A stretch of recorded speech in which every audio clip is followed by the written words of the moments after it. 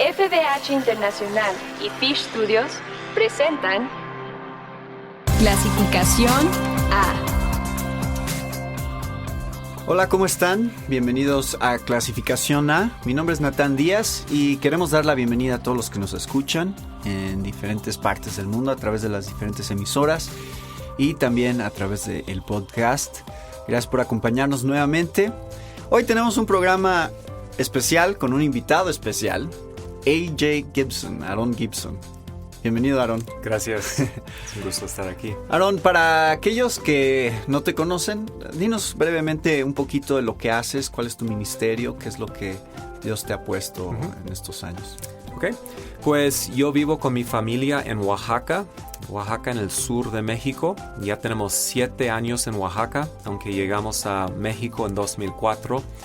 Y el enfoque de nuestro ministerio es dar capacitación a líderes y pastores de iglesias locales. Entonces, lo que hemos encontrado en el sur de México es que hay muchísimas iglesias con pastores sin capacitación teológica, sin educación teológica o pastoral.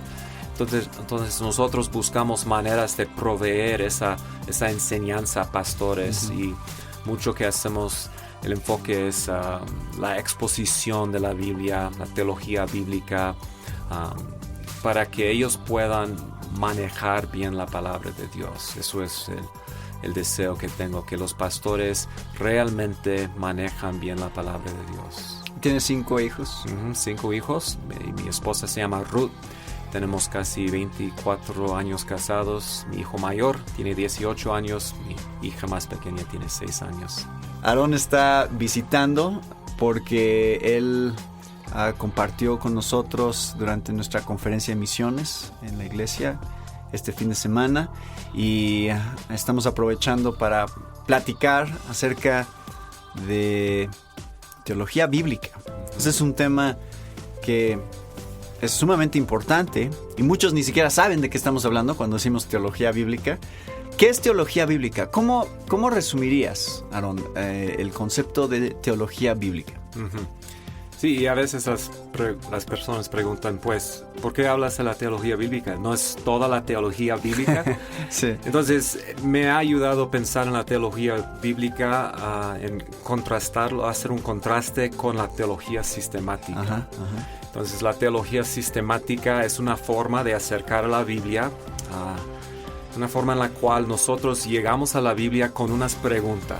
Entonces puede ser cualquier pregunta, como ¿quién es Cristo? ¿Qué es la salvación? ¿O qué debemos creer acerca del aborto? O sea, puede ser cualquier tema.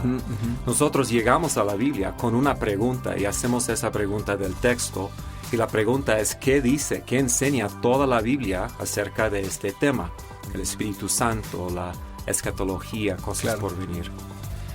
Entonces, la teología bíblica simplemente es una diferente manera de acercarnos al texto. Y en vez de ver el texto, la palabra de Dios, por medio de temas, porque la teología sistemática es temática, la teología bíblica intenta estudiar la Biblia de una forma histórica. Se acerca a la Biblia dejando que la Biblia misma define los temas que quiere enseñarnos y estudia la Biblia de una manera histórica, viendo lo que llamamos a veces la metanarrativa, la gran historia de la redención. Entonces la teología bíblica empieza con el libro de Génesis y sigue la historia que naturalmente surge del texto de la Biblia y deja que la Biblia define los temas y las verdades que quiere comunicarnos. Claro. Entonces, como expositores de la palabra de Dios, entendemos la importancia de contexto. Entonces, cualquier pasaje tiene su contexto y el contexto nos ayuda a entender el propósito del autor. Entonces, la pregunta es, ¿qué quería comunicar el autor original a su audiencia original? Entonces, para entender eso, tenemos que entender el contexto literario de cualquier pasaje. Entonces, Juan 3 solo se puede entender el contexto del libro de Juan.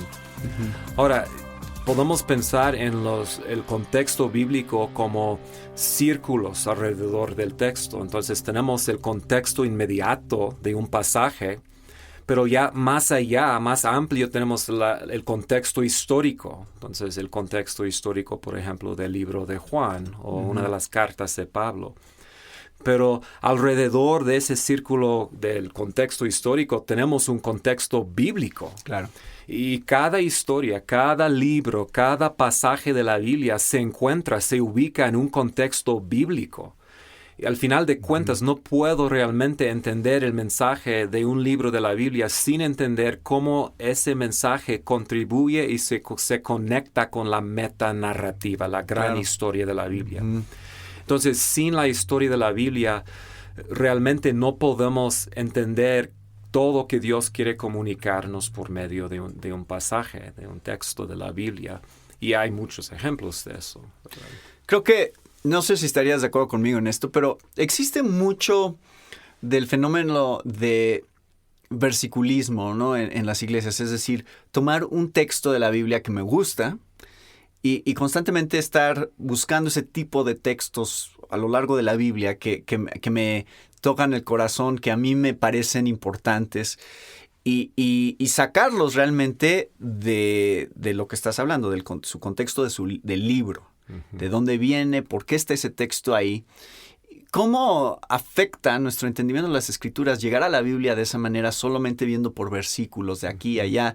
Que es lo que creo que tiende a suceder en muchos círculos cristianos. Sí, pues la tendencia es, cuando sacamos un pasaje de su contexto, es malinterpretar el pasaje. Exacto. Porque el pasaje el versículo se encuentra en lo que llamo un flujo lógico. Cada libro tiene un argumento, un flujo lógico. Y el autor, sea un libro narrativo o una carta, el autor tiene un argumento y temas que está desarrollando a través del libro. Entonces, si ignoro ese contexto, es muy probable que voy a malentender los pasajes que estoy leyendo. Y pues la pregunta no es qué me llama la atención. La pregunta otra vez es qué quería el autor. ¿Okay? Finalmente ese autor fue el Espíritu Santo. Pero ¿qué quería el Espíritu Santo comunicar por medio de este autor a esa gente en ese tiempo? Y es la pregunta que siempre hago. ¿Por qué escribió este autor este libro o este pasaje a esta gente en este momento? Hay un concepto erróneo que existe en la mente de muchas personas, que el Antiguo Testamento es una cosa y el Nuevo es otra cosa. Es importante poder ver la Biblia como un solo libro. Sí. No como 66 libros en realidad, sí, aunque sí lo son, pero poder ver que es un solo libro realmente, que Dios está mostrándonos toda un panorama desde Génesis hasta Apocalipsis. Sí. Entonces, ¿cuál dirías tú que son algunos de estos temas que conectan todos los libros, que conectan toda la Biblia? Okay. Bueno, para comenzar, lo que conecta toda la Biblia es la historia, la metanarrativa. Cuando uso esa palabra, simplemente estoy diciendo que es una sola historia que comienza con la creación del mundo y los propósitos de Dios en la creación. Luego sigue la caída, y luego sigue toda la historia de la redención. Y eso conecta el Antiguo Testamento con el Nuevo Testamento. Y podemos ver esto en Mateo 1:1. O sea, comienza el Nuevo Testamento diciendo la genealogía de Jesús, el Mesías, el hijo de Abraham, el hijo de David. Entonces, inmediatamente el Nuevo Testamento nos hace entender que la historia que va a contar es una continuación de la historia del Antiguo Testamento. Sí. Okay, entonces, allí debemos comenzar. Pero a través de la historia del Antiguo Testamento surgen temas, hilos, ¿okay? Y esos temas dan continuidad a la historia de la Biblia, del Antiguo Testamento hasta el Nuevo Testamento. Entonces, tenemos el tema de la redención, y eso comienza con la caída de Adán y Eva en Edén, y la promesa en Génesis 3:15 de que Dios un día levantará a una simiente, un descendiente de la mujer que vendrá, y él será un redentor, un salvador que aplastará la cabeza de la serpiente y traerá salvación al mundo y hará una nueva creación para restaurar esa creación caída. Ahora, ahí comienza un tema, una mega tema de la Biblia, que es la venida de esa simiente futuro, ese descendiente futuro. Y a través de la Biblia en cada sección va desarrollando ese tema y nos da más entendimiento, cada vez más entendimiento acerca de su identidad. Entonces, en Génesis 3:15 solo sabemos que es un ser humano venidero. Pero luego en capítulo 4 de Génesis aprendemos que él será un hijo de Set. Luego él será un hijo de Enoc, que también es hijo de Set. Y llegamos a Noé, será un hijo de Noé. Noé tiene 3 hijos. Entonces será un hijo de Sem. Será un semita. Luego será un hijo de Abraham, de Isaac, de Jacob, de Judá. Y ahí seguimos, llegamos en 2 de Samuel a David, un hijo de la tribu de Judá, que será ese futuro rey.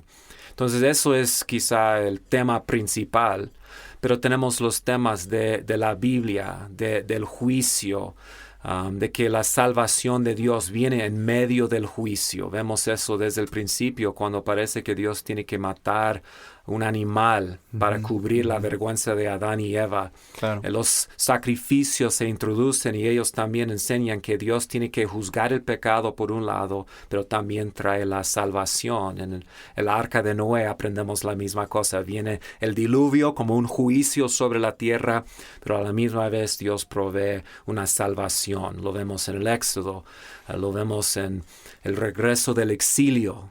Juicio en medio de salvación, o salvación en medio de juicio. Y eso llega a su revelación más clara en la cruz de Cristo, donde la ira de Dios, el juicio de Dios cae sobre Jesucristo en la cruz. Pero por medio de ese juicio Dios provee una salvación. Entonces ya he mencionado 3 temas: la simiente futura, el juicio y la salvación, y hay muchos más. El sacerdocio, el templo, muchas otras personajes, reyes. Oficios, eventos. O sea, el Éxodo es una de las revelaciones principales de la salvación en el Antiguo Testamento. Cuando llegamos al Nuevo Testamento y los autores del Nuevo Testamento quieren ayudarnos a entender qué es lo que Dios ha hecho para nosotros, y ellos buscan vocabulario, buscan palabras para describir lo que Dios ha hecho en Cristo. Escogen palabras como redención, salvación, rescate. Esas palabras vienen del Éxodo. ¿Okay? Dios tiene que rescatarnos del reino de las tinieblas y nos traslada al reino de Dios, el reino del Hijo de Dios. O sea, esos son temas de la salvación que recibe su vocabulario y su descripción de la salvación de ese evento. Entonces, esos grandes eventos en el Antiguo Testamento proveen revelación. Podemos ver eso también en la vida de Abraham. Es un hombre de fe. Cuando los autores del Nuevo Testamento quieren ayudarnos, enseñarnos qué es la fe que salva, qué es la justificación, cómo funciona, Pablo varias veces regresa a Abraham, como el prototipo. Entonces, Abraham no solamente es un personaje que Dios usa para avanzar esa metanarrativa, también usa la historia de Abraham para revelarnos lo que Dios quiere de nosotros. ¿Qué significa vivir por la fe? Claro. ¿Cómo se expresa la desobediencia? Eso también vemos en la vida de Abraham. Y esos personajes de la Biblia entonces son ilustraciones del Evangelio, porque podemos ver en ellos una fe salvadora, podemos ver en ellos el arrepentimiento verdadero, podemos ver cómo Dios los discipula para llevarlos a la tierra prometida, y Dios siempre está obrando por medio de ellos para cumplir sus planes, pero también en sus vidas para proveer revelación para nosotros. Y es lo que el Nuevo Testamento dice, ¿verdad? Pablo dice en Corintios que esas cosas fueron escritas para nosotros, para que nosotros podamos entender lo que Dios otra vez ha hecho en Cristo Jesús. Entonces, básicamente, encontramos que en Jesús, en el Nuevo Testamento, se cumplen todas aquellas cosas del Antiguo. que estaban apuntando en esa dirección, que eran sombras, que eran símbolos, como dice Hebreos, de lo que habría de venir. Y entonces hay algunos ejemplos, podrías pensar en algunos ejemplos, yo estaba pensando ahorita en algunos, de estos paralelos que hay en el Nuevo Testamento que nos muestran cómo en la vida de Jesús se están tratando de hacer estas conexiones, o sea, nos está tratando de mostrar que hay conexiones muy, muy específicas con símbolos que había en el Antiguo Testamento que estaban apuntando hacia lo que Jesús iba a hacer. Me viene a la mente, por ejemplo, Jesús hablando del maná, ¿no? El caído que caía del cielo. Y él dice, yo soy. O sea, ese maná se trataba de mí. Yo soy el pan. Yo soy el pan, sí. Y dice específicamente, o sea, habla del maná o la serpiente que fue levantada en el desierto para que no murieran. Eso es, dijo Jesús, es así como eso pasó en el Antiguo Testamento, así yo lo voy a hacer. Pero yo soy el cumplimiento más grande. Ahorita que mencionabas lo del Éxodo, estaba pensando cómo hay un paralelo entre inclusive la tentación de Jesús en el desierto para empezar su ministerio por 40 días, que sirve como una especie de paralelo también a los 40 años en el desierto del pueblo de Israel. Él como el representante de su pueblo que iba a lograr lo que ellos no pudieron hacer. Sí. Hay tantas cosas así, ¿no? A lo largo muchas. Y para mí, te puedo decir, la importancia de la teología bíblica para mí ese es el factor, cuando yo estudio la Biblia, que me hace ver el verdadero elemento sobrenatural de la Biblia. Que no es un libro humano solamente, porque no hay manera de que los seres humanos pudieran ponerse de acuerdo para guiar la historia de esa manera en la cual todas estas cosas se conectaran a Jesús y que se cumplieran en Jesús. O sea, tiene que haber algo más grande que nosotros detrás de este libro, guiando y mostrando cómo es que Dios quiere comunicar su mensaje del Evangelio a la humanidad. Para mí es asombroso. Una vez que ves la Biblia desde ese ángulo, ves la parte sobrenatural realmente de este libro. Sí. De otra manera, pues podría ser nada más una recopilación histórica de judíos diciendo, pues es lo que pasó y ya. Pero cuando ya ves estas conexiones, se vuelve muy evidente que hay algo más grande aquí sucediendo, ¿no? Sí. Entonces hay un diseño divino. Exacto. En toda la historia. Y cada parte es parte de la revelación de Dios de sí mismo por medio de hombres y mujeres que Él ha escogido para cumplir sus grandes planes. Sí. Obviamente en un programa como este de 25 minutos no vamos a cubrir todo lo que se puede decir acerca de teología bíblica, pero ¿cuáles serían algunos recursos que puedes pensar que existen hoy en día para que la gente pueda ahondar más en este tema? Si quisieran saber más sobre teología bíblica, si dijeran, me interesa ver cómo está conectada toda la Biblia, cómo es un solo libro, nunca había pensado en estas cosas antes, ¿dónde podrían ir para encontrar un poquito más de ayuda sobre esto? Pues uno de mis autores favoritos ha sido Graham Goldsworthy, que escribió un libro bastante bueno, la Estrategia Divina, en español se llama. Y otro muy sencillo que recomiendo fue escrito por Von Roberts, que se llama Panorama Divina. Gran Panorama Divino. Gran Panorama Divino, así es. Entonces son libros que te pueden introducir a la teología bíblica y toman en su propia manera, ellos desarrollan la historia de la Biblia ayudándonos a entender esos temas grandes. Hay uno que hemos recomendado también antes aquí en el programa, se llama El Misterio Revelado, de Edmund Clowney. Sí.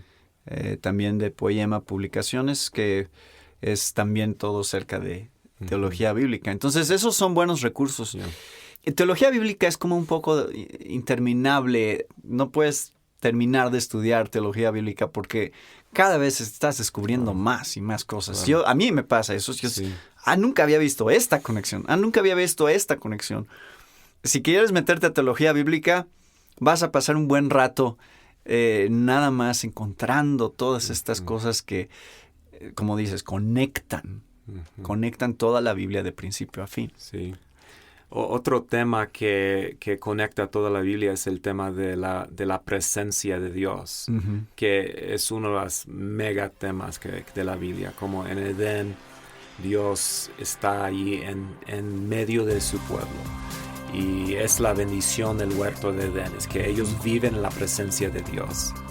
Y eso se pierde en la caída. Dios tiene que correrlos de su presencia. Entonces, la raza humana después de Edén es una raza humana exiliada de la presencia de Dios. Y la historia de la Biblia es la historia de lo que Dios está haciendo para restaurar su presencia entre ellos. Y podemos ver eso en el refrán que encontramos en casi todos los pactos y en momentos importantes en la Biblia. Yo seré su Dios, ellos serán mi pueblo y moraré entre ellos.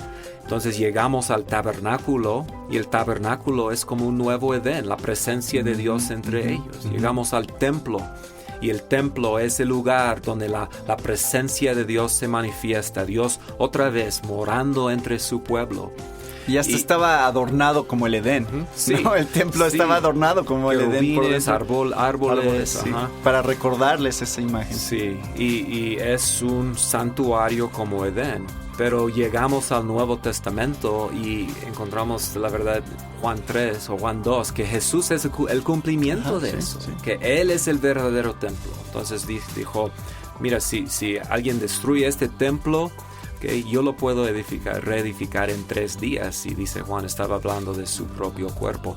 Bueno, eso es muy claro en el Nuevo Testamento. Jesús en Mateo 1 es Emmanuel, Dios con nosotros. En Juan 1, increíble, el verbo eterno se hizo carne, tomó la forma de un ser humano y tabernaculó, es la palabra, es un verbo, echó su tienda entre nosotros y vimos su gloria. ¿Okay? Entonces, igual como el pueblo de Israel vio la gloria de Dios en el tabernáculo en el Antiguo Testamento, Jesús es el verdadero tabernáculo y podemos ver su gloria, y Él vino. Y eso se conecta con la iglesia, que también es el templo del Espíritu Santo, la morada de Dios en la tierra. Sí.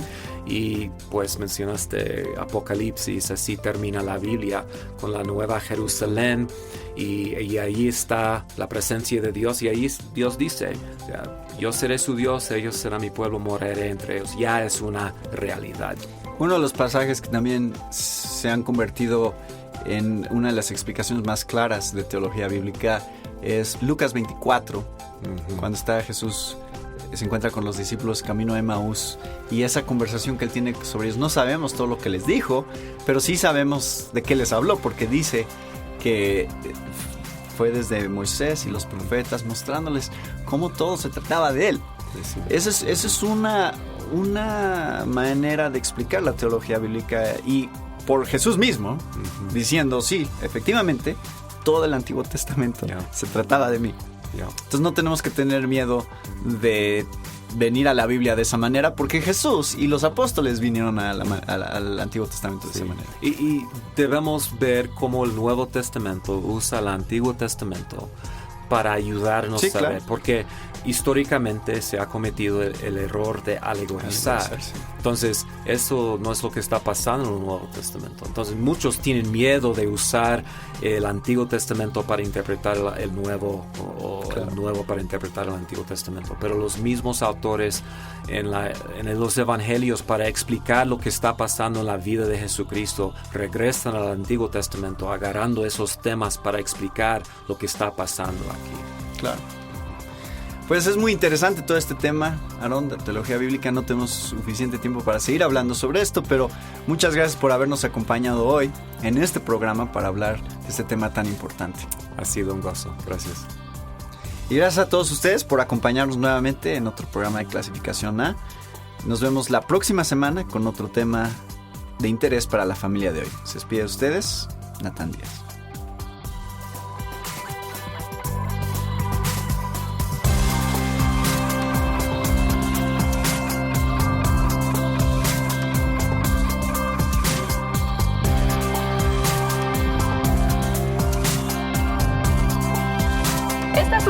clasificación de SBH Internacional y Fish Studios. Para más información, visite nuestra página www.clasificaciona.com.